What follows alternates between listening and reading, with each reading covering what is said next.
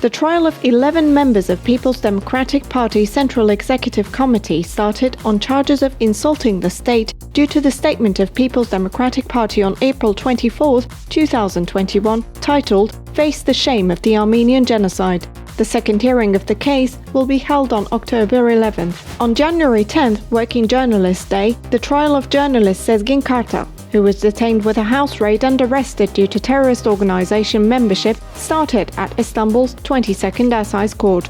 The court ruled for the continuation of the journalist's detainment and adjourned the hearing to June 22nd. Istanbul Kağıthane District Governorate declared a ban on demonstrations in the district ahead of the first hearing of the trial of arrested journalist Sezgin Kartal. The police attacked the protest organized in front of the courthouse before the trial of the journalist. At least 25 people were detained. A lawsuit was filed against Hasan Zorlucan, the Rize provincial chairman of the Labour Party, and Kamil Çavuşoğlu, the Fındıklı district executive of the party, for the posters of the Labour Party criticizing the government for the precautions not taken during the earthquake, with the charge of publicly disseminating misleading information, added to the penal code with the latest censorship regulation. The lawsuit filed against Evrensel Daily's managing editor Görkem Kınacı, who was charged with public incitement to hatred and hostility due to the news article published in the newspaper about the attack against 2 citizens in Sakarya in 2018 for speaking Kurdish, ended with acquittal. The case against former parliament members Levent Tüzel and Sabahat Tuncel, who were charged with violating the law on meetings and demonstrations for participating in the September 1st World Peace Day rally in Istanbul Esenyurt in 2013,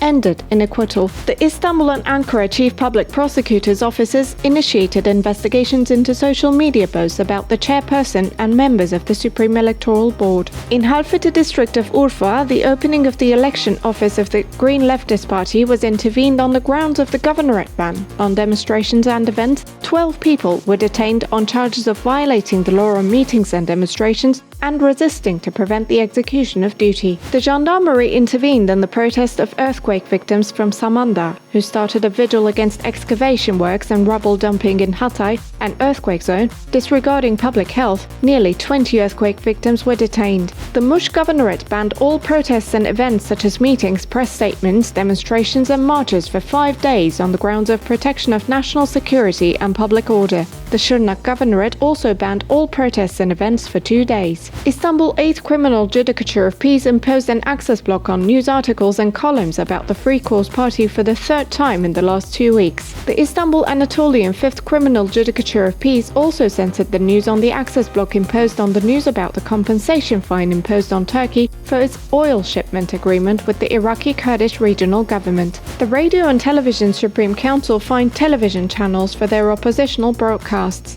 Fox TV, Flash News, Halk TV and Televon channels were issued administrative fines. According to the data of Dicle Fırat Journalists Association, at least 16 journalists were detained, 1 journalist was arrested, 4 new investigations and 5 new lawsuits were opened against journalists in March. In the finalized cases, 3 journalists were sentenced to 2 years in prison and were fined 48,746 Turkish liras. Access blocks were imposed on 8 websites, 330 news articles and 1,844 social media content. According to the data of Chaos GL Association's annual media monitoring report, which scrutinizes LGBTQI+ representation in print media, discrimination, hate speech and prejudice against the LGBTQI persons in print media reached a record level in 2022. In 66% of the 4,291 news articles, columns and interviews examined, LGBTQI+ persons were portrayed as either immoral, criminal, deviant or an enemy, and 55% called for the closure of LGBTQI+ associations.